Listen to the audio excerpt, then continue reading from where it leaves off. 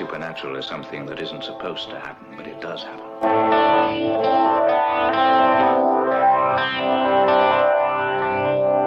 And no nation which expects to be the leader of other nations can expect to stay behind in this race for space.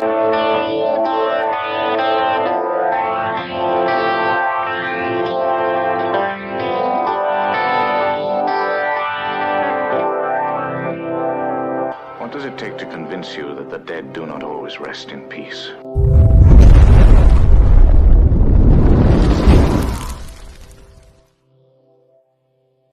Brought to you by Broad's Beard Care, premium beard oil made right here in Central Florida by Kelly Broad himself, expertly handcrafted and blended. These beard oils are fantastic. We have our own signature blend, 3B, that was just up there on the screen. We all use the products, absolutely love them. We actually tried them before he became a sponsor. So go to broadsbeardcare.com, use promo code 3beards with a capital B, and you're going to save 20% off your entire order at free shipping as well on top of that. Real quick, everybody, make sure you hit subscribe, like, share us, get that out to the friend, help support us. We appreciate it. And at this time, we would really like to welcome in the guest tonight, Mark Dawidzak. Man, I mean, how do we even begin to start with your bio here, sir? I mean, welcome first off. Well, thanks for having me. It's good to be here. I feel a little naked here. Well, you got to start. You got to start. You just have to quit stopping it. You just have to let it keep going. There was a period of time, especially this time of year, when I would have a full door knocker because I played Charles Dickens every year in adaptation of Christmas Carol that I'd written for our theater company. So right around the middle of summer, I would start to grow the beard. And it would come in nice and full right about this time of year. And so I haven't played Dickens in a while, so I don't have the growing season. Wow. You got the healthy stash there, though. That's looking good. Now that works for Mark Twain. See? Right. Yeah, well, exactly. That's got to be definitely what the role is currently. It is. Yeah. Well, it has been for 40 years. Well, no, I'm sorry, 42 years. I've been playing Mark Twain on stage. And the only difference is it used to take me 2 hours to look like this. It literally took me 2 hours in the makeup box. It now takes me about 2 hours to look like Charles Dickens. Yeah. Now it's pretty much grab the cigar, put on the white suit, and go. That makes it awesome. That's one of those cool things where you see somebody and you're like, man, do you ever play Mark Twain? It's funny you say that. I might have done it a couple times or two. It's almost depressing how little makeup it takes now. I still do a little bit of age. I do a little bit of it. I mean, it used to be the whole Lon Chaney bit, with the makeup box and the whole thing, and it was great. I love makeup. I love because I grew up thinking like Lon Chaney's makeup box. That's iconic. That's what So I love experimenting with that stuff.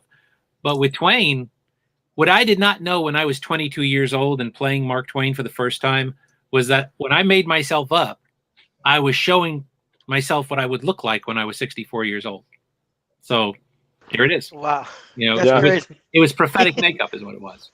So awesome. Bring up a picture of Mark Twain so everybody gets, Okay, well, while I'm doing that, how many, oh my God, I forgot it. Sam Elliott's do you usually get? I get Sam Elliot. Yeah, I do. One of my dear friends is Ann Serling, Rod Serling's daughter, who wrote the foreword to one of my Twilight Zone book. And she always says Sam Elliott, Now, how much of a tragedy was it when Sam Elliott trimmed off that mustache? Oh, no, it ain't Sam Elliott anymore. I know. Yeah. See, you could definitely see it, just like you said right there. Yeah. It's not going to take. Yeah. See, there's Sam. Yeah. I mean. Luckily, I don't think they posted a picture of him, without the mustache, because then it's like, what? Who is this guy? Well, of all the people you could get, if you're getting Mark Twain and Sam Elliott, you're doing pretty well.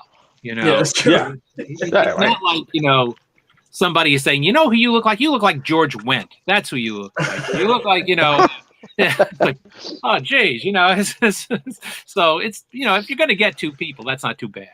That's not too bad. No, it's. I mean, I'm looking through your stuff. I mean, just journalism graduate, George Washington University. Now, are you still adjunct at Kent State? I hope so. Okay. You never know when you consult the mighty Wikipedia, the master of all things. Because the pandemic has had its way with us, and right now adjuncts are not being used to the same. So I'm hopefully when we get past this, I will go back to that, because I adore teaching and I adore the students, and so I certainly hope so. I love it. I couldn't have asked for a better answer, though. It's like, I hope so. Well, have you heard something? What is different on the resume is that in early April, I wrapped up a 43-year journalism career. That was the end of the road, as far as newspapers go. I basically now am a full-time book writer. That's what I'm doing now. So that's the lifestyle I always kind of wanted, and I was kind of forced into it a little bit. But it's nice. It's nice to finally kind of have that life, because I kind of thought that's what I was going to do. Yeah, was that the Plain Dealer? That's right. Well, yeah. You said that you mentioned George Washington University, and I started my journalism career. I started my working towards a journalism degree in September of 1974. What else happened in September of 1974? A TV series called Stalker premiered on ABC. And there had already been the 2 TV movies with the Kolchak character. And I went to journalism school wanting to be Carl Kolchak. I still do, Oh, wow. If you remember 1974 was the year of Watergate. 1974 was the year Richard Nixon resigned the presidency. And George Washington University is located like 2 blocks away from the White House. So journalism departments were doing land office business back then. Everybody wanted to be Woodward and/or Bernstein. Everybody wanted to go to journalism school and take down presidents. And I was the outlier in journalism school because I wanted to be Carl Kolchak. That was my idea of what a reporter should be. So in many ways, this kind of led me into my career was my interest in this sort of stuff. Well, that's the thing too. It's about that. It's just, like you said, everybody else is wanting to be Woodward and Bernstein. You're wanting to do something which, anything when the flow is going this way and you go the opposite way, you stand out.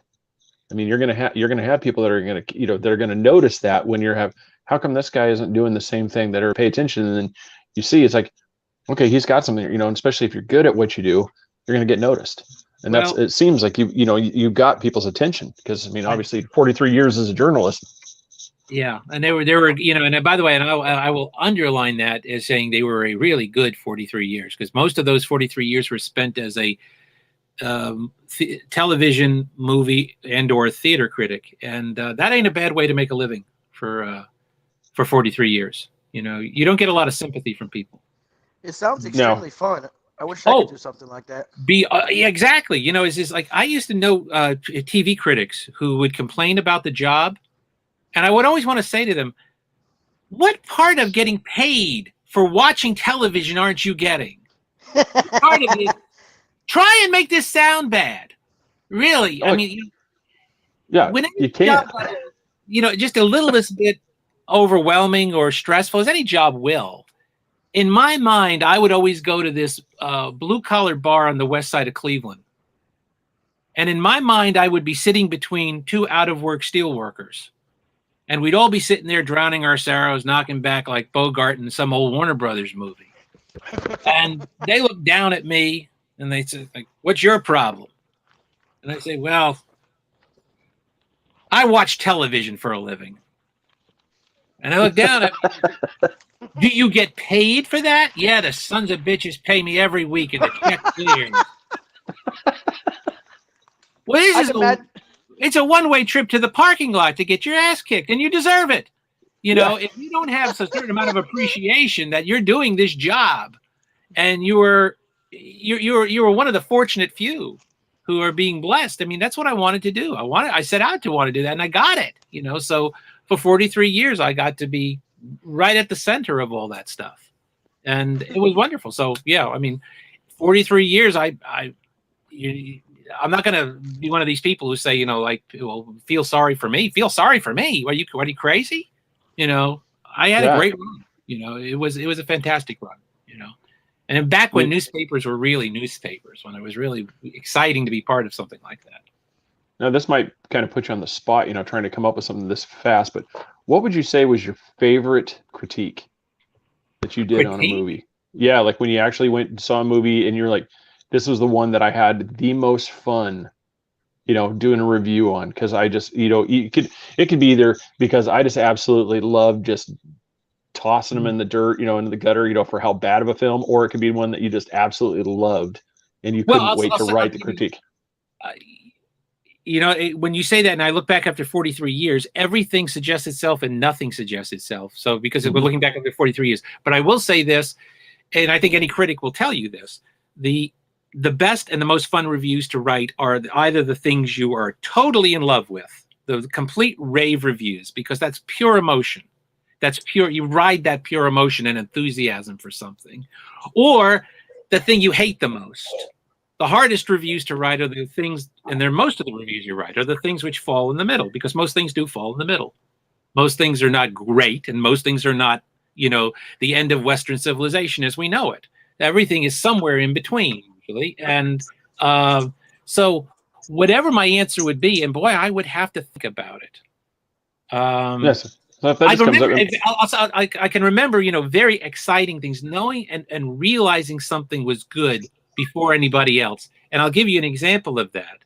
I was probably the earliest and most enthusiastic booster of a show called the XFiles. Oh yeah, I recognized it right from the start. That was a very good show. That was my favorite, one of my favorite shows. And, well, you know, and if you remember, in the first season, it wasn't a hit. In the first season, it was on Friday nights. I mean, it was on. Yeah, and they hadn't moved it yet to Sunday nights, to the prime spot where it was going to take off. It took off in the second season, but in the first season there was only a small group of people, of fans and critics who really were behind it. And when the show had been on the air for a few weeks, I got a phone call. It was from a guy by the name of Chris Carter, who was the executive producer and creator of the show.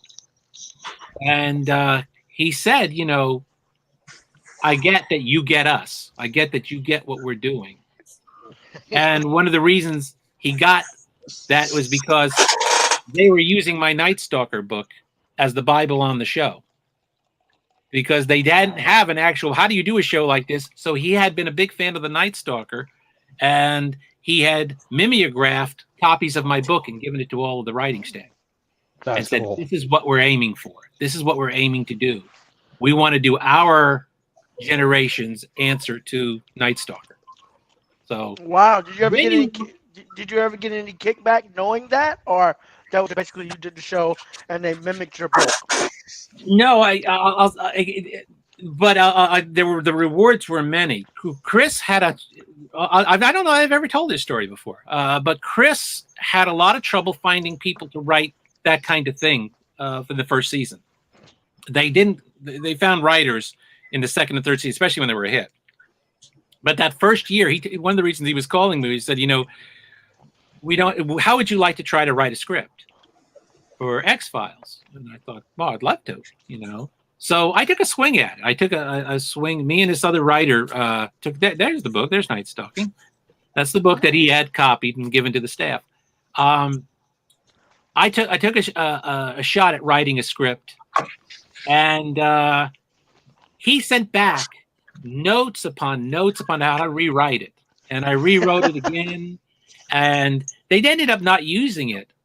And people said, well, you know, didn't that make you feel bad? I said, no. I said, it was like a writing clinic from Chris Carter. I had a private, how much would you have paid to take in a class from Chris Carter to learn how to write a script? You know, he was giving me something. So that was huge in its own way. You wasn't upset that they didn't use your script. That was huge in its own way. Yeah, and it was just taking a shot. I always hated myself if I hadn't taken the shot. That's all. But I later found out that Morgan and Wong, who were the two lead writers on XFiles, and Frank Spotnitz, who was one of the lead writers, they were also big Night Stalker fans. And Morgan and Wong were huge Night Stalker. They once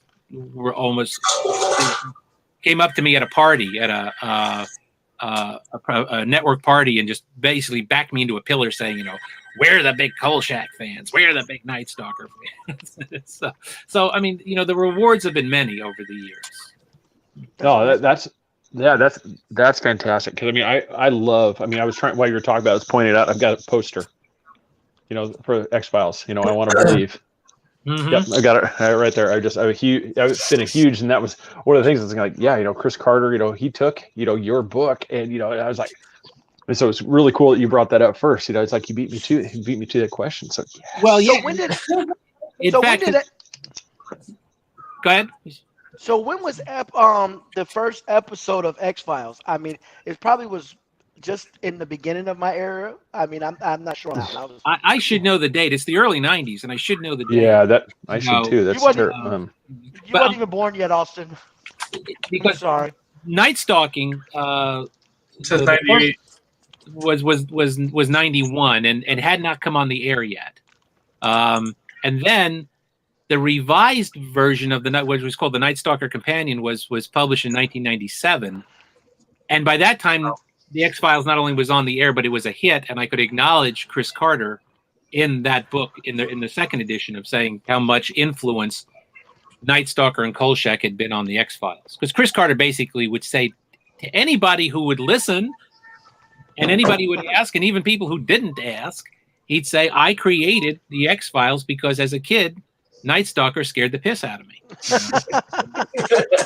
Well, and that was the thing is I never, you know, I was born in 75. So, I mean, I was born after the show ended, and I need to actually go back and watch some of because some of these, you know, you go back, you look in some shows, they're like, they're kind of cheesy. This one was actually a really well done show. And I even, one of the first things you know, when I consulted the almighty Google and found out, you know, why was it canceled? You know, did your Google search, you know, you see it was mainly because the main actor, Darren McGavin, was upset. That was it. Darren hated doing the series. Darren just hated doing the series. He just, you know, you have to go back to the original movie. You know, the original movie aired in January of 1972, so we're sort of creeping up on the 50th anniversary of the first movie. And the first movie, which was called The Night Stalker, it's still one of the best horror movies ever made. It holds up so well, and it's got a great idea behind it. And it was written by it was based on a novel written by a Las Vegas journalist named Jeff Rice, and Jeff had worked in Las Vegas. And he came up with the idea of doing a story about a series of murders which were being committed by a vampire. And you have this reporter, this hard-nosed reporter, who is the last thing he wants to believe, but he has to believe it. He has to come to believe it because it's true. And it really is an amazing idea. It's a great idea to put the vampire story in Las Vegas. Now, if you're a vampire, where do you want to go? How about into a town that's on your schedule? Yeah. How about a town that's basically a smorgasbord because it's up all night? Yeah. And it has a transient population, which means people aren't going to miss people who come and go because people come and go all the time. Yeah, that's true. And back then it was a very corrupt city, a city run by the mob. So this is a town made for you if you're a vampire. And some might say it's still the same. Not right now. Slightly, it was a very different town. It was a much smaller town in the early 70s. You know, and it was almost like two dusty roads meeting each other, and then all the hotels. Now it's become so commercialized. You know, it's become Disneyland with gambling now. But back then, it was just kind of a big small town. But what a great idea was to put a vampire story in the most American of cities, Sin City. Just everybody just went to that idea. And the novel was adapted by Richard Matheson into the teleplay, who had done Twilight Zone episodes and written I Am Legend and was one of the great horror writers of all time. The primary influence on Stephen King, Richard Matheson. Dan Curtis, who had done Dark Shadows, was the producer. And then they hired Darren McGavin, who was just the perfect embodiment of this hard-nosed reporter. And that original movie It is. It's still. If you haven't seen any Kolchak yet, anybody out there who's listening, if you haven't, start with the original movie. Just go there. 1972. You know, and then there was a sequel film that did so well. They did a sequel film called The Night Strangler, which was set in Seattle. And then they did the series, 1974, 75, 20 episodes, which were all set in Chicago. And there's the 20 episodes that there. Now, the thing about the series is Richard Matheson wrote the teleplay to the first two movies. And there's no better than Richard Matheson. He is godlike when it comes to horror writers. Mm-hmm. The series was sort of like the poor stepchild on the Universal line at the time. When they finally did the series, you had a real pecking order. Universal made a lot of television back then. And at the height of the order was a show called Columbo, subject of another book written about. At the very bottom was Night Stalker. So it was a problematic series right from the start. And one of the things about Night Stalker is almost none of the episodes were written by real horror writers. They were written by guys who were on the first rung of their career. The story editor on Night Stalker was a kid named David Chase. And David Chase is going to go on to create a little show called The Sopranos later on. Nice. Isn't that amazing? The talent. And here's the story. Oh, man. One of the writers who made his first sale to Night Stalker was a young writer on the Universal lot. He made his first professional sale with his writing partner, Bob Gale. This was a kid named Bob Zemeckis, who's going to go on to do Back to the Future. And as you say, that name sounded familiar to me. And Who Framed Roger Rabbit. And he makes his first sale to Night Stalker. So these were the only true horror writer who contributed a script to Night Stalker was a guy by the name of Jimmy Sangster. And Jimmy Sangster was the lead writer on the old Hammer horror films with Christopher Lee and Peter Cushing. And he was really good. And he came up with an idea, which was, and I think it's the best episode of the series. He came up with an idea when the name of the episode is called Horror in the Heights. And the idea of the episode is an Indian demon spirit who comes to you to kill you in the form of the person you trust the most. Oh, wow. It might be your mother. Oh. It might be your best friend. It might be your mentor. Whoever it is. It might be your grandmother. It could be anybody. But here comes this demon spirit. Come to me. Embrace me. And it's the person you trust the most in the world. That is a good idea. That would be a good idea if you found it in Stephen King, if you found it in anything. It's such a good idea. I don't think it's any mistake that is the best episode of The Night Stalker. Yeah, this is kind of, especially with your being, a long story to think with, being a critic and stuff. What do you think has been the biggest issue that has led to this lack of creativity lately? Because everything's a reboot now. Mm-hmm. Nobody's coming up with original stories. Nobody's coming up with original ideas. I mean, you have the occasional Blair Witch Project, Saw. You have these occasional things that come out that are successful, but you don't see these ideas like Stephen King. You don't see like this stuff. It's almost like we just hit this block, and it's like nobody can come up with an idea now. Everybody's just like, all right, let's reboot it. Like they're coming out with a new version of The Stand. Do you not see the younger generation here? This is the younger generation. This is what you have to work with. Us too. So, I mean, not very creative, Just like, well, it's not just creative. You have that question, but also, do you think back when those movies were made, you didn't have the technology we have now. Do you think rebooting it with the technology now is a good idea? Because it's making a killing in the box offices and whatnot. It's a completely one-on-one question. There's no one answer to that. And number one, here's the flat of it, guys. Yeah, there is a lack of creativity in Hollywood, but there's always been a lack of creativity in Hollywood.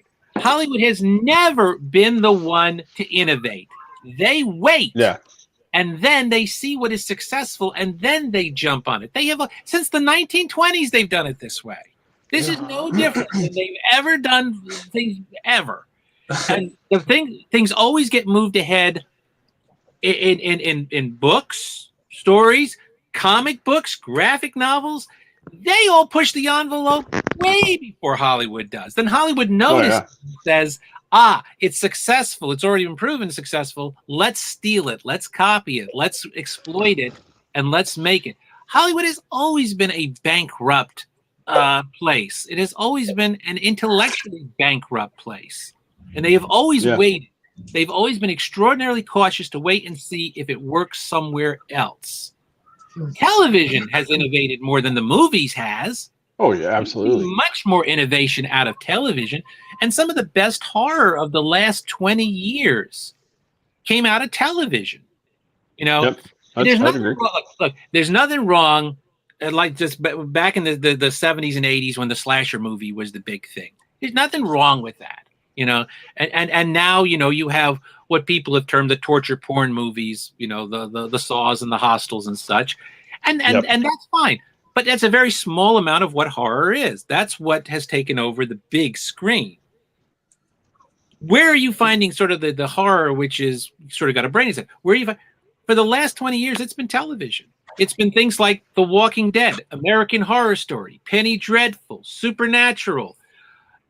Right now, What We Do in the Shadows. These are some of the best horror that's occurred in the last 20 years, and it's occurred in television. Movies are always the reactors.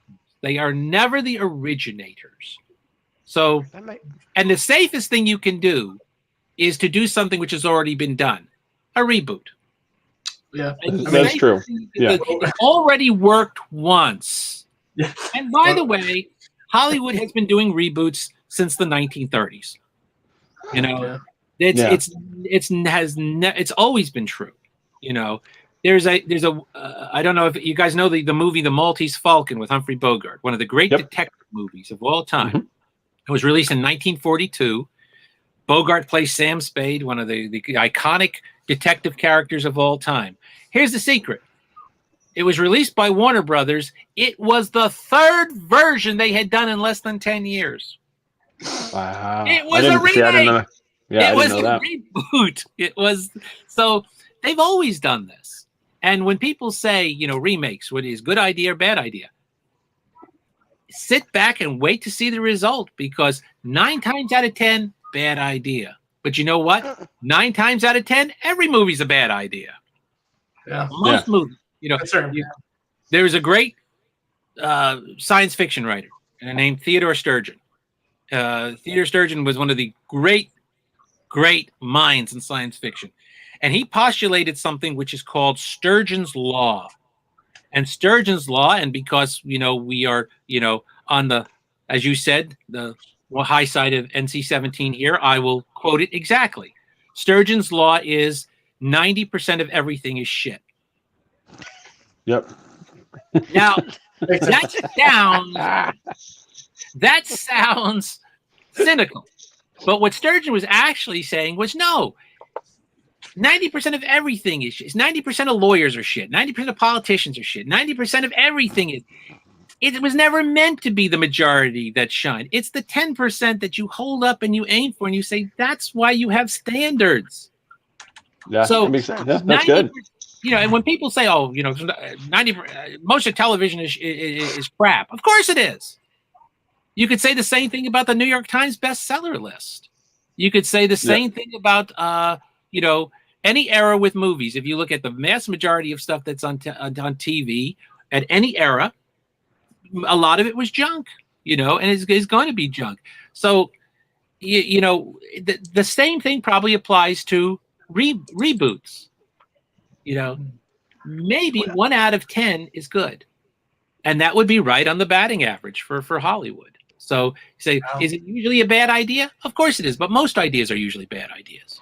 You've watched many of movies in your career. I'm almost certain. I was asking Craig the other day about this one movie. I had to be like maybe 7 or 8 when it came out. It was like a black Charger, not Charger, a black like Monte Carlo SS, and all it did was chase people and kidnap little girls. And like all you could never see the driver of the car, and it just turned corners. And the movie was fairly stupid. And I wanted to watch it now that I was older. I was trying to figure out what movie it was. It was just like a black car. It was like a horror film, but I can't picture the name. I'm drawing. I should know it. It's not occurring to me. I should know it, but I don't want to really look up on Google black car stealing little girls, so I'm going to leave that one to you, Chris. Yeah, there might be a knock on your door. I'm just going to leave that one right there. But yeah, this is completely unrelated, but you want to talk about Google searches. So I'm over at my dad's house. This is a few years ago. I'm helping him with some stuff. We're redoing the front yard, so we need to move some heavy stuff. So we're like, well, we don't really have a truck handy, so I'll see what the price is for a Ryder truck. So I look up a Ryder truck, the prices on those things. Then we just a little bit later on, we're thinking, okay, we're going to need some fertilizer for this. So I look up fertilizer. So I got a Ryder truck, I got fertilizer. FBI's coming now. It wasn't even an hour later. The brothers, we were all talking around. I'm like, oh, we just got on the subject of pistols. I was like, oh, you got to check out this gun. So now I'm looking up guns. So now the search history for my dad is a Ryder truck, fertilizer, and weapons. I told my dad, I go, if you don't get a visit from a van, I go, you guys are going to be lucky. So yeah, that's my little search. What you got to be careful with Google. So yeah, that's. Oh yeah. Oh yeah. So critics, why do you think that, and just in general, like critics are so harsh on science fiction? And fantasy. Don't understand it. For the most part, there's look, and I'm one of the critics who obviously adored horror, science fiction, and fantasy, and having grown up with it and having been what we now call a monster kid. Back in the 60s, we didn't have that term back in the 60s. You were just a horror fan, but now we call people who sort of grew up with this monster kids. And I was a monster kid, and I so I had more of an appreciation, understanding, and and an openness towards it. But let's put it this way. If you write that kind of genre stuff for a living, and I've told people this because, in another part of my life, I've written this, or I've written a horror film, and I've written horror history and things like that, and stuff about vampires and such. And I've done book fairs where I've done symposiums with aspiring authors. And a lot of them do want to write fantasy and horror and science fiction. And I've told them all, if you choose to do this, know this. You will forever be relegating yourself to a place at the children's table when it comes to literature. And what that means is, when you have big family gatherings at Thanksgiving or something, and you have a big family, they put all the children at one table. Yeah. And it becomes we were out in the garage. Table. Yeah, we were out in the garage. Everybody else was inside the living room. We were out in the garage, with the space heater. Yeah. It works, Craig. It works just as well. It works just as well. You're going to be relegated to the garage. You aren't going to be relegated to the main room. You're not going to get the respect. These genres do not get the respect that mainstream journalism does, the mainstream literature does. And it was forever thus. There's two forms that do not get much respect from mainstream critics and from the guardians of literature. There are two forms that do not get the most respect. One is humor, the other is horror. And John D. MacDonald, who was a mystery writer, a great mystery writer, writer's writer, really, really fine writer, he wrote the introduction to a young horror writer's first collection of stories, Stephen King, and a collection called Night Shift. And in that introduction, John D. MacDonald said, the two forms of writing which don't get any respect are humor and horror. And yet, among writers, among people who actually do this and actually know what they're talking about, these are the two hardest forms to master. They are the two forms which have had the fewest number of masters because guess what? They are really, really tough to do and do well. And in his words, I'm oversimplifying this, but in John D. McDonald's words, the reason so few people are good at it is because in the wrong hands, the humor becomes horrible and the horror becomes humorous. And it can happen just like that. And yet, they are the forms which we do not give any respect to. And they are the two most profound forms because humor and horror are the two forms we use to examine the human condition. They are the two forms which say the most about who we are as human beings and inhuman beings. If you want to know about real pain, real insight, the big issues, go to humor and go to horror because they are going to tell you the truth about things. And the reason they're going to tell you the truth is because they are the two things you cannot fake. You can lie to yourself about a whole lot of things. I'm a pretty good-looking guy. I can have a career in the NFL. You can lie to yourself about all sorts of things, but you can't lie to yourself about two things: what scares you and what makes you laugh. You cannot fake them. That's true. You can either you laugh at something or you don't, and it's very individual. It's extra. I created a class that I taught at Kent State for 10 years called Vampires on Film and Television, where we would look at the various iterations of the vampire character through the decades. Largely because the vampire is always shaped by what's going on in the history and the culture at the time. So it's never by mistake that a vampire looks the way he or she does. But in the opening class, we always had this bonding experience where I would always say to them, all right, I want you to look deep within yourselves, and you have to answer this honestly, because I'll know if you're lying. Oh, I feel like I'm in his classroom right now. Here we go. All right, guys, we got to answer honestly. Here we go. Here we go. Look, I'm scared. What scares you? Tell me what scares you. And then everybody had to go around the room and say what it was. Now, the answers were all different. Sometimes you got common ones, like heights, or enclosed places, or spiders and snakes. Others had more profound ones, like the fear of being alone for the rest of your life, the fear of loss, loved ones. Whatever it was, once it was done, I would say to them, now, did you notice something? Nobody said the same thing. You all said something different. That's number one. I said, but here's the flat of it, kids. It's going to change. If I ask you that question 10 years from now, you'll give me a different answer because you're going to be a different person in 10 years. Yeah. Just like if I'd asked you the question 10 years ago. Most of you are about 20 years old. So if I had asked you that question when you were 10, maybe you would have said, it's the thing in the closet. It's the thing under my bed that scares me. Well, now you know there's not anything in the closet, and you know that there's nothing in the bed. But 10 years from now, life will have its way with you, and it's going to be a different answer yet again. But you can't lie to yourself about it.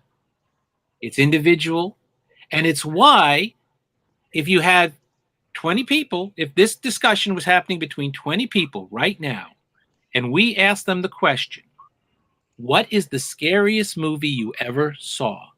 Oh, God. You would get 20 different answers. Mine's stupid, though. It doesn't matter.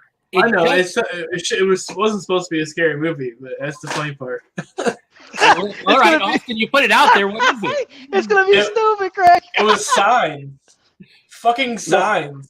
No, that's a good one. There's a lot of people that's like everybody seen the alien. When he walks out of the bushes, I'm like, what? I don't know, man. All right, wait. Now let me ask you one more question. Okay, I'm going to follow up on this. How old were you when you saw it? Yeah, probably 10, 11, something younger like that. When something hits you at that age, it's so profound. It is nothing like that one that got you when you were about that age. Because that's the one that had you looking over your shoulder when you went down in the basement. That's the one that had you in the dark. That's the one that got you.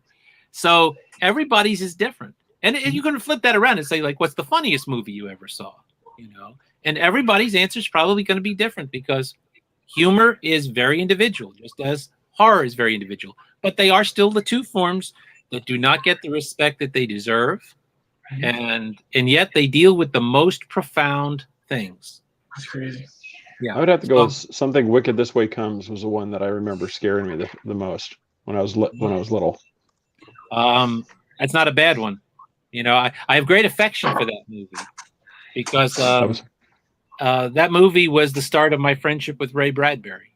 I got to they were offering interviews for that movie, and I asked to interview Ray Bradbury, and we just hit it off, and that was the beginning of a beautiful friendship, if you will. So, that's cool. Yeah, the carousel scene was something.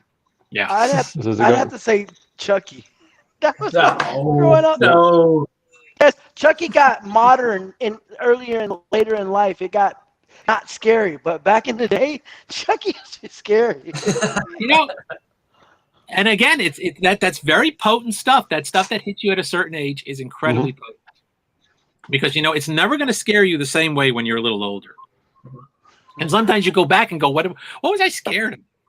You watch it now and go, this looks a little cheesy now, or it looks a little bit, but it doesn't matter. You were that 10-year-old at the time, and there's no changing that. There's absolutely no changing that. So you got to embrace it and you got to celebrate it. Yeah, well, here I'll pose this one since we're kind of doing the movie thinker of it. What was almost like a guilty pleasure, something that just looking back on, you're like, oh my God, that was probably one of the worst movies that I shouldn't love. Mine, I'm gonna butcher the whole title, but was Buckaroo Banzai. I don't know that that's a guilty pleasure. I absolutely love that movie. Cult following, Yep. I did a book on my last book was actually on the Shawshank Redemption. It was a deep dive look at the making of the movie, and it's like top to bottom. I interviewed everybody from Stephen King down to the woman who trained the rats for the prison scene, and Clancy Brown is in that, who's in Buckaroo Banzai, and Clancy Brown played the mean guard, the mean of Byron Hadley in Shawshank Redemption, and he said, one of the things he gets most recognized for is Buckaroo Banzai. So I'm not so sure that that's I don't think you have to feel too guilty about it, I guess is what I'm saying. Either that or The Last Starfighter. Those were the two. Like as growing up, I mean, I love those things. How about you guys? Which ones were you? Would you say within the same thing? It's just something that's obscure that people would just be like, really? You absolutely love that movie? I'm like, oh yeah. So how about you guys? I don't really remember back then. I watched too many war movies. Other than that, I'll watch Pearl Harbor. I'll watch Top Gun, the first one. Top Gun, I'll watch like Tour. I'll watch like 1930 black and white, war movies. That's just me and my dad love doing. So, like my girlfriend's like, "What are you doing?" I'm like, "Is it time for that bad joke?" I said, "How ironic was it that Goose hit the window?" Yes. You're so mean. I was, I was raised Catholic. For 5 years I dated a Jewish girl, and then I married a girl from the South. So I've had enough guilt to last me my entire life. That's basically the trifecta as far as guilt is concerned. And I don't tend to be guilty about things. And and also some of the things that were used to be guilty pleasures come into their own. They come into their time. It's like, there was a time that if you say like, oh, I loved Roger Corman horror movies from the 60s with Vincent Price. That's now a badge of honor to say that, Yeah. I don't know that there's almost nothing that comes up that really qualifies as a guilty pleasure anymore.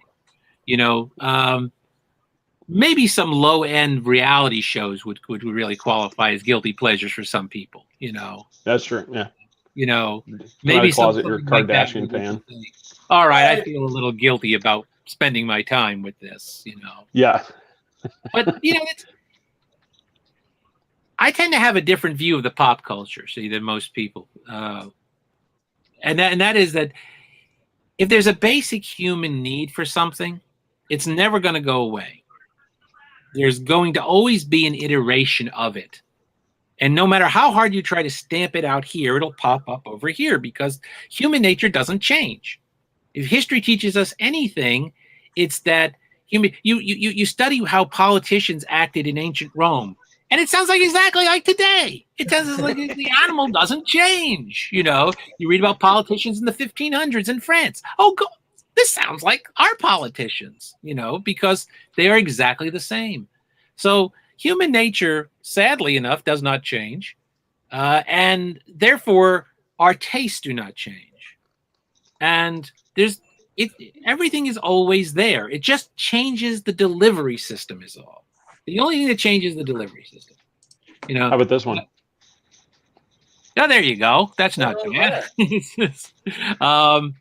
But I remember, saying this to a group of people, and they said, "Well, we don't have freak shows anymore. We don't have." I said, "We don't? Have you watched daytime television lately? Oh my God! You want to see freak shows? I see Florida Man every day." but it is fulfilling the same thing. And one of the things that the reality shows do is it fulfills a need that we've always had, and it's basically voyeurism, the ability to look into somebody else's life and maybe feel better about your own because they've got these lives. Yeah, Jersey Shore. And soap operas used to do that. Soap operas were just a fictional way of doing it. Now we do the reality show. Yeah, you're right. So there's always kind of you look at it and just say, and then once you understand it, there's a French phrase. I don't know the French for it. It sounds better in French. Most things usually do. But there's a French phrase that says, "To understand all is to forgive all." And I really like that phrase. If you understood everything about somebody, you would know why they were the way they are. And I think that there's a very good phrase, and I think that's true about human nature. Is everything's got a reason. Everything has a reason why it's there and why it hits. We used to have bread and circuses. We used to have the Colosseum and gladiators fighting each other. So now we have extreme wrestling and martial full contact sports and things like that. It's the same thing. We've just changed the delivery system. Look, I can't. I'm gonna butcher it. I'm not even gonna try to do that in French. Yeah, I was looking it up. I'm like, it won't sound as good if I try to do that one. No, we kind of sidetracked from it, but I was gonna get you. When you brought up vampire too, is we kind of teased on that too. Mm-hmm. Who would you say, in your opinion, was Hollywood's best adaptation of Dracula? My personal favorite, I'll throw it out there, was Gary Oldman and Bram Stoker's. That was the one that I really liked. Let me put it this way. Gary Oldman gets an awful lot into the role. The problem with Bram Stoker's Dracula is that it isn't Bram Stoker's Dracula. It's Francis Ford Coppola's Dracula. It is no more a faithful rendition of the book than any of the other versions that have been done. But I do like Gary Oldman a lot. He gets a lot of the stuff he gets the nobility, he gets the romanticism, he gets the eeriness, he gets the spookiness. The one thing Gary Oldman is missing, the only thing that Gary Oldman really is missing is he does not have the physical presence. To put it mildly, Gary Oldman's a shrimp. He's a little guy. And Dracula is supposed to suggest great power. This is what Christopher Lee had as Dracula. Christopher Lee was a big, imposing guy. There's a version of the Dracula that was done for television in 1974 with an actor named Jack Palance. Okay, yeah. And Palance had physical presence to spare. Palance was a guy he was immensely strong. And the director of that film once said that Jack Palance was the only person who ever played Dracula who you believed could shoot out his hand, grab you by the throat, and pick you up off the ground, and that's because he could. He had that much power and strength. So, one of the things about Dracula is everybody brought something to the role. Everybody brought something, and you see this throughout the interpretations of Dracula. Nobody gets it all. And like I said, Gary Oldman is close because he brings an awful lot to his interpretation of the part.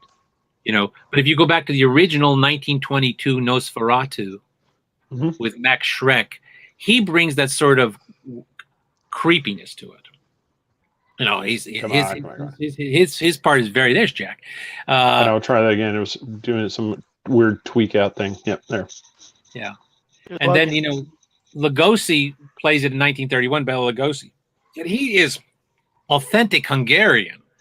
And Lugosi, after that, he is not only our vision of Dracula. He's our vision of all vampires.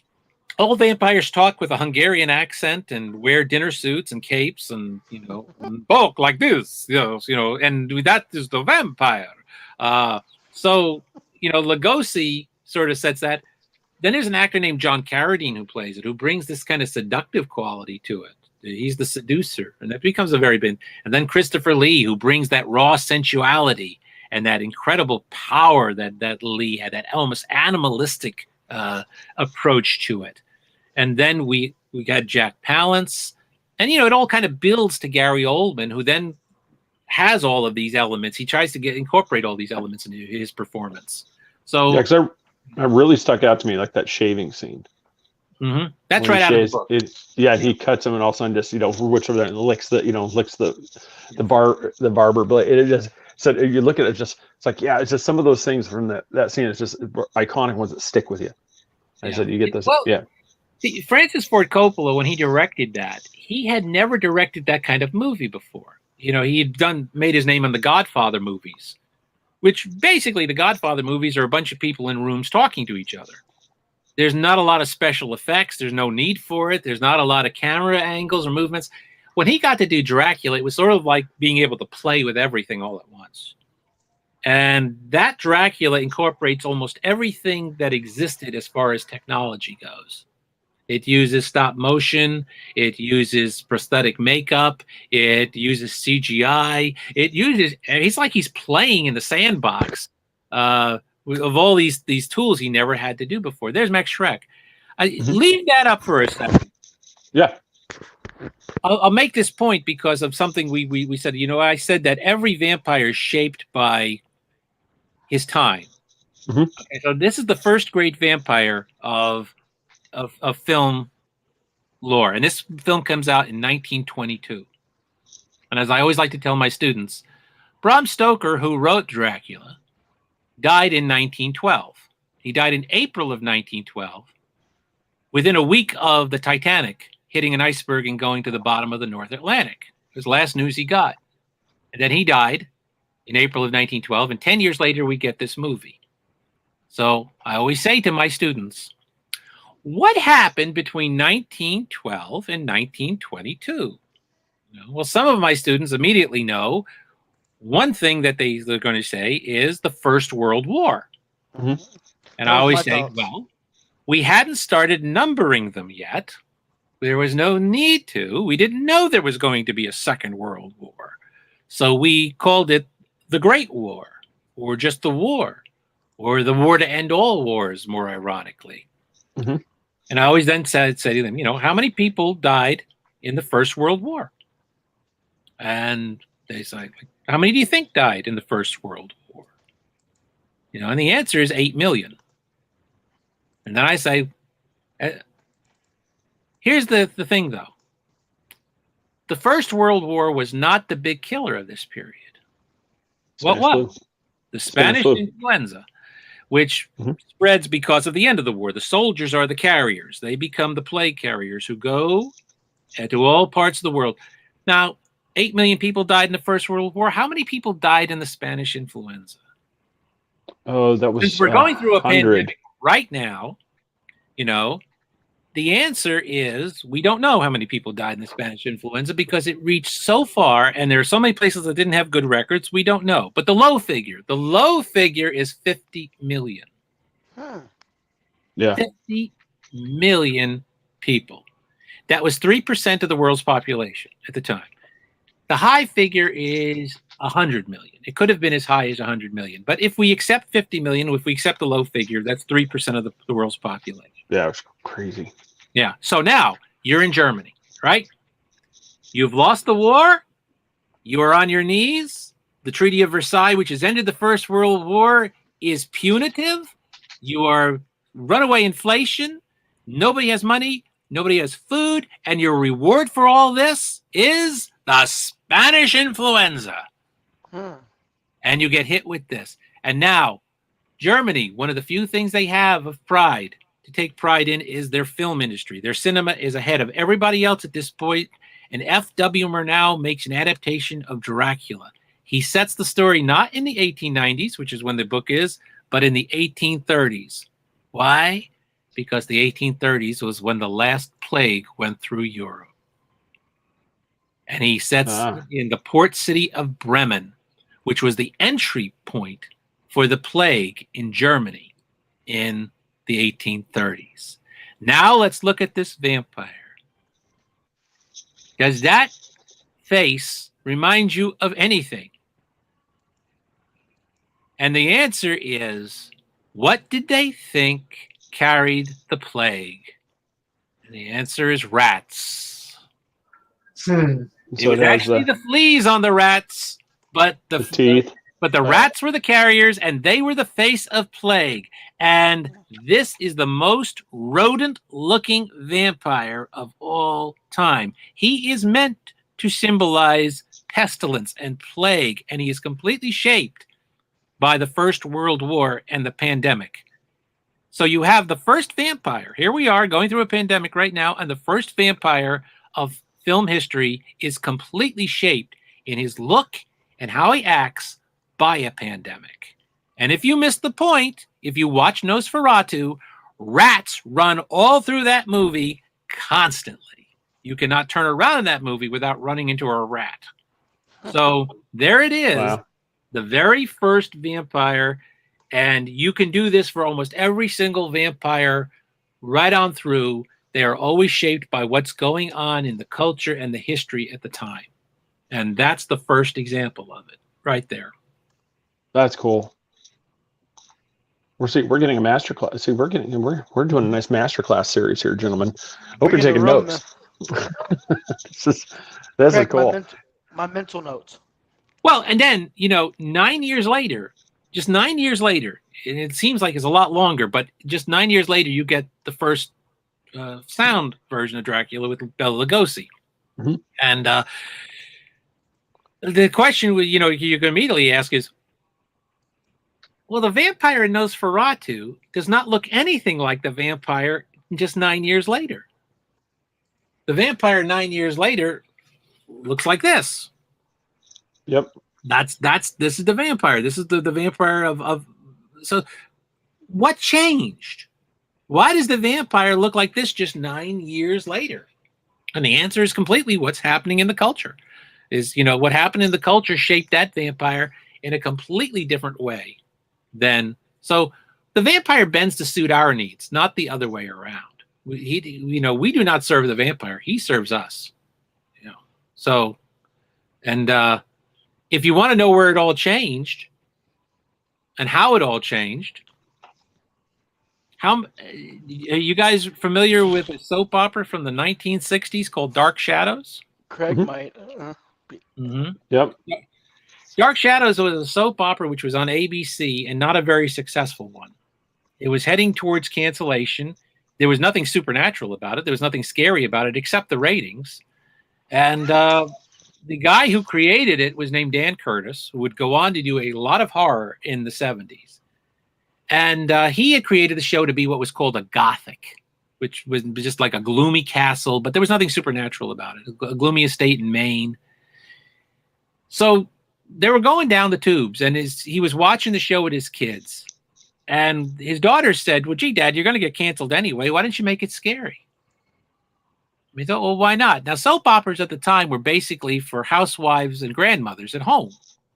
They were all set in little towns, and they were always set in hospitals or law firms or things like that. So he put on a ghost in a story, and everybody said, we're crossing a line here. Nobody's ever done the supernatural in daytime before. You sure you want to do this? Sure. So they put in a ghost, and the ratings blipped up a little bit. Maybe we're on to something. And they had a character coming back from Phoenix, Arizona. She was the ex-wife of one of the lead characters. And because she was coming from Phoenix, Arizona, one of the writers said, well, why don't we make her a real phoenix? They said, like, wait, what? A phoenix, a mythological creature, a fire creature who burns up in a cycle and comes back. They made her a phoenix. And the ratings went up again. So now Dan Curtis knows he's onto something. And now he thinks, what's the scariest thing I can put on this show? So he puts on a vampire. But the vampire is going to be the same type of vampire we have seen since Dracula was published in 1897. This vampire was named Barnabas Collins. He'd been locked in his coffin in the 1790s. He's let out by a grave robber who's looking for the jewels he's heard the family's been buried with. He finds a chained coffin, breaks into the crypt. This is all happening in daytime television. Isn't that great? He breaks into the crypt and lets out the vampire, who then introduces himself at the family estate as a descendant of the original Barnabas Collins, who had gone to England. He went nowhere. He was in that box all the time. He is the only Barnabas Collins who ever existed. Now, the problem was this. They had hired Barnabas to be a vampire like every other vampire, which was what? Predator. Pure predator. Yep. Vampires were meant to be nasty things of the night who preyed on human beings, who drained humans of blood or psychic energy. Pure and simple. So, they hired an actor by the name of Jonathan Frid to play Barnabas, who had been a Shakespearean actor. And the first thing he did was ask what any actor would ask. How do I play a vampire? And nobody could tell him. So, he knows he's got to play it, and he knows he has to make it real in some. So he does what every actor does. He builds an interior life for Barnabas. He says, what do I know about this guy? I know he got locked in a box in the 1790s. He's going to be let out in 1967. It's a new century. There's cars, there's planes, there's television, there's all these things he's never seen. He's going to be ill at ease with this new century. I can play that as an actor. He's an imposter. He's passing himself off with his own family, his own descendants. I can play that. And the audience picked up on it. The audience started to send the vampire fan mail. And then the vampire started getting more fan mail than anybody else on the show. And then he started getting more fan mail than everybody on the show put together. And Dan had a problem because his intention was to kill a vampire after 3 months. It was all supposed to end with a big piece of lumber sticking out of Jonathan Frid's chest at the end of 90 days. But now they can't kill off what's become the most popular character on the show. So Dan goes to the writers and he says, do what he's doing. Whatever he's doing, follow his lead. So they give Barnabas Collins something no vampire has ever had before, never has ever had to have before. A conscience. They give him the ability to question his own motives and his own nature. Do I have to live like this? Is it possible for me to change? Questions no vampire had ever asked before, because why would they? They were predators. Yeah. This changes the whole dynamic. Everything that leads to the vampires of today, the vampires that appeared in Anne Rice's stories, all of the humanized vampires, the vampires on Angel, Blade, Underworld, Celine in the Underworld movies, all of the vampires, True Blood and Twilight and the Vampire Diaries, all of this comes from this moment in 1967. And why does this fit its time? Because what's happening in the 1960s? Not much. Not much. Not pretty much as a hippie movement. Let's think about this now. There's an anti-war movement. There's a women's liberation movement. There's a gay liberation movement. There's a black power movement. There's a civil rights movement. There's a generation gap. There's a British invasion. Everything seems to be turned upside down. Everybody's questioning their place in the world. And why not? Why can't I have that? Liberation movements left and right. And that's why Barnabas Collins fits his moment, because what is he? He is vampire liberation. He is nothing less than the Emancipation Proclamation for vampires. He's basically saying vampires no longer have to be trapped in a box. They can be whatever they want to be after this. And they are. After Barnabas, we get all kinds of vampires. And Twilight, True Blood. Yes. And they start to change because before Barnabas, vampires were always middle-aged men, white men. That's who vampires were. After Barnabas, they can look like what? They can look like Blade. Mm-hmm. They can look like Lee. They can look like anything. They can look like us.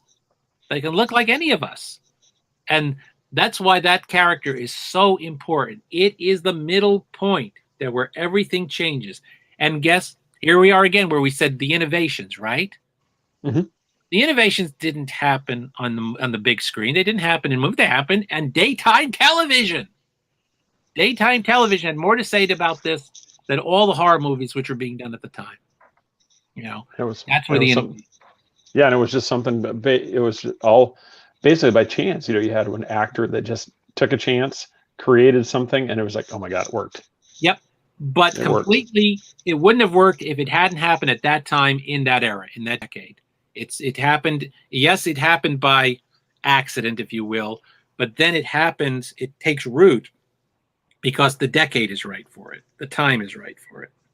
So Barnabas is very much a character of his time, of his 1960s. It's another reason, getting back to reboots, that sometimes reboots don't work.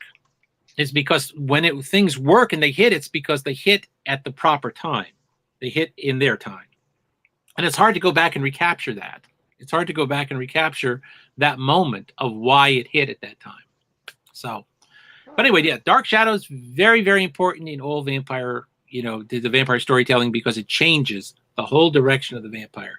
And at the same time, we never lose the nasty vampire. We still have the vampire with the teeth, because people like Stephen King believe the vampire should not be humanized. So he gave us real nasty vampires and things like Salem's Lot. And then you have movies in the 90s like From Dusk Till Dawn, great movie, and John Carpenter's vampires. And you still have the nasty vampires. They're still there. Oh, yeah. Side by side with that, you've had the increasingly humanized and sensualized vampire, which is how you get to Gary Oldman, because by the time Gary Oldman comes along, he could be a romantic figure. He could be somebody you're actually rooting for in some ways. Yeah, he gets off the boat with a top hat. He's got, Exactly. No, I wanted to pick up like this book, but right now I'm not sure if $855 is in the budget. That's a little pricey. I saw that too. Another book was like $655. I was like, I thought it was a typo. I'm like, is that a typo? Yeah. That is outrageous. And this is the second edition. This is actually a better because it's a more up-to-date version of it. This was 97. So this is hard to find too. This one that's $768. So listen, are you kidding me? I'll pay the $700, but you're really gonna charge me $4 for shipping? You know what? You know what the outrageous thing about that is? I don't see a penny of it. That's what's outrageous about that. Is there's this, these are all people who've just held on to their copy. I've long ago. Yeah. So I am thinking about revising this book. I am thinking about. I saw those things. I was looking at it. I was like, oh, I'll pick this one up, so we can talk about it. I'm like, yeah, 855 is a little out of my price range right now. I'm going to do some internet searches to get caught up on this one. Maybe he has like 6 of them laying around the house. No, sadly, no. I have given away all my extra copies a long time ago. But for $767, that thing better, make dinner and wash your car. I mean, that's geez. Yeah. I know. I thought I'd bring that up to you. It's like, man, you've got some well sought after. This happened with my Columbo book. I done a book in 1989, which was the history of the Columbo series, and it was a steady seller for 10 years. When it went out of print, the prices went up, and we're getting up to about the $500-600 range on them. Mm-hmm. So about a year ago, I authorized a new edition, and and that's widely available now for $30, and it's done so well that it's gotten me thinking about doing a new edition of the. There's the Shawshank book. Mm-hmm. There's the Twilight Zone book.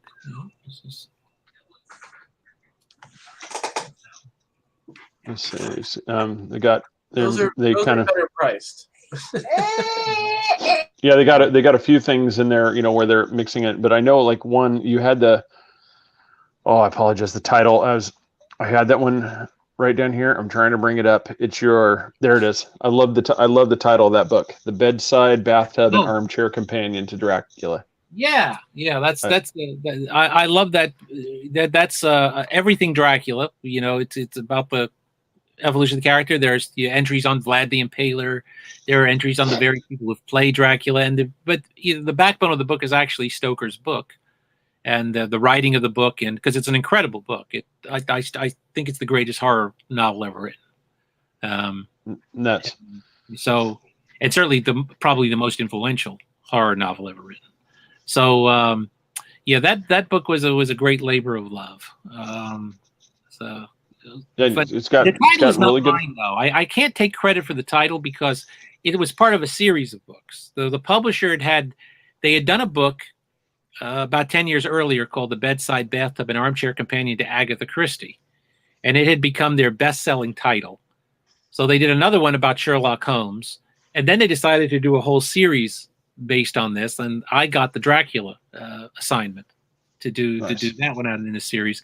So the title is not mine, but I kind of like it, because.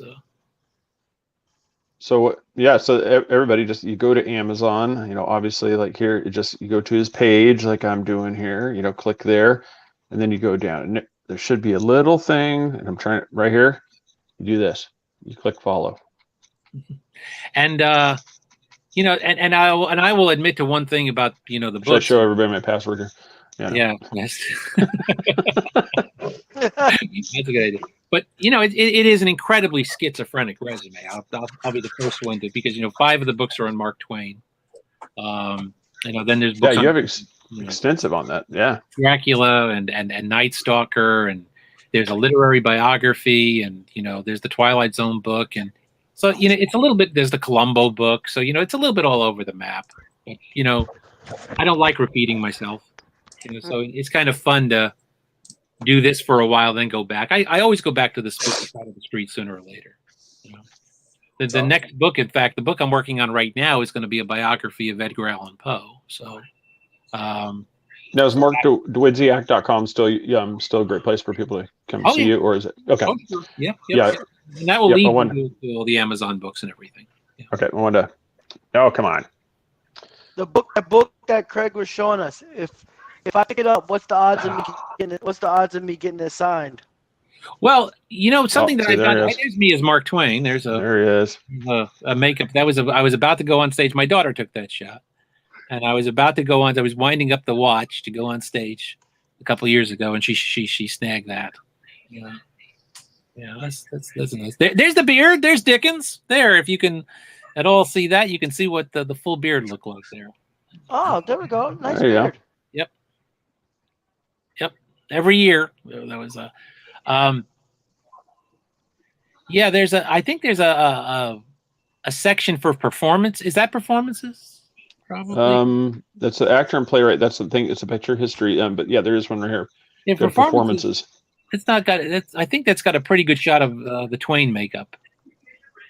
You go down a little. There you go. There's some Mark Twain. Yeah. That gives you an idea of the. Yeah. There you go. Yep.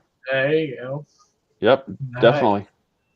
And as you can see, and that picture was taken back when I was doing the makeup, but doing more makeup, So having to whiten the hair and all that, but that's kind of gone by the wayside.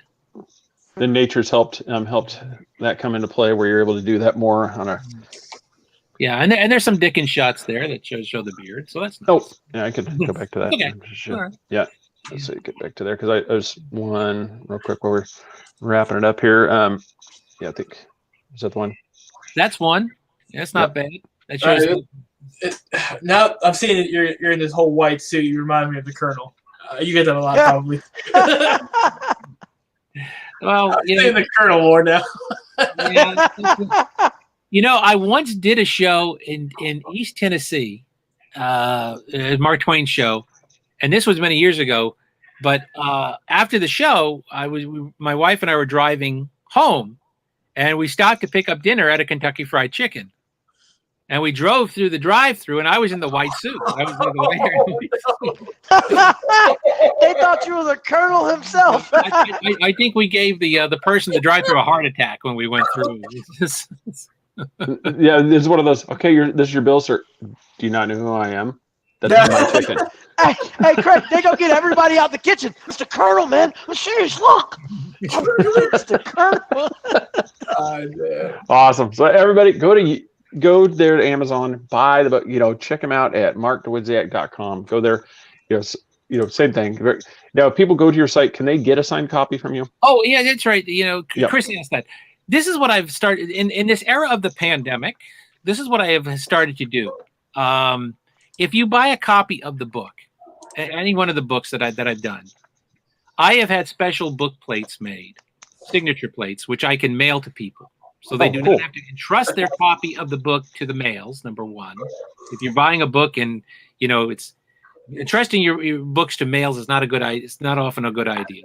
So if you're lucky enough to, and especially if it's on the expensive side, I've said I would feel a lot better about this. I will make a personal inscription to anybody who wants, send you a book plate, and then you just put it right in the front of the book yourself. And I've got them personalized. I've had them made up for Night Stalker, for Dracula, for Columbo, and I just sent about 10 of them out this week, in fact. So I think it's a much better way to do it, to get an autographed copy, and that way you don't have to worry about it, because the chances of us being face-to-face are not good right now. So, well, fantastic. Well, Mark, I can't thank you enough for coming on the show, man. This was a lot of fun. I hope you had a great time. Oh, I always do. You can tell how shy and retiring I am.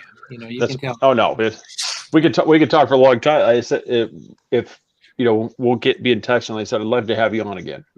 Sure, because this was a blast just to catch up, see how things are going, and also talk to you about some of your other works. Craig, I'm a tough get. You have to ask me. All right. All right. Well, I'll twist your arm again. Because like I said, it worked the first time. So, Mark, we'll get back to the family. Appreciate it, sir. Thank you so much. Nope. Thanks for having me. And Merry Christmas, Happy Holidays. That fire me up. So all right. Great. Well, Merry Christmas, Happy Holidays to you guys. Hey, everybody. Same to you. Keep safe. All right. You too. Okay. All right. Bye. All right, everybody. This episode was brought to you by Broad's Beard Care. Go to broadsbeardcare.com. Use promo code 3beards with a capital B. Check out our signature 3B blend there.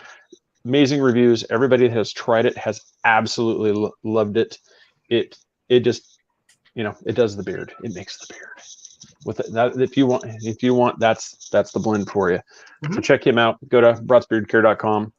Nanny Cakes, Nancy Burke there, Nanny Cakes 407 on Facebook, or give her a phone call in the Central Florida area at 407-923-2898. Mention us, and she's gonna save you 15% on those cakes or cupcakes. Yeah, and so just if Nancy is still watching, if she gets around to it, we're still waiting on our peach chupa cobbler. Oh yeah, we still would like our peach chupa cobbler, because that for anybody that's a long time thing, that was from our chupacabra episode. We talked about third episode. Yeah, for a dessert, we're talking about getting a peach cobbler, but we called it the peach chupa cobbler. Oh, God, so if we can get so we need to get that. So we just need to make a shirt out of that. Still, I still think we need to have a pie as shaped like a chupacabra. Make, sir. Yeah. So. All right, everybody. Yeah, like I said, go to 3beardspodcast.com, patreon.com/3beardspodcast. Become a beardo.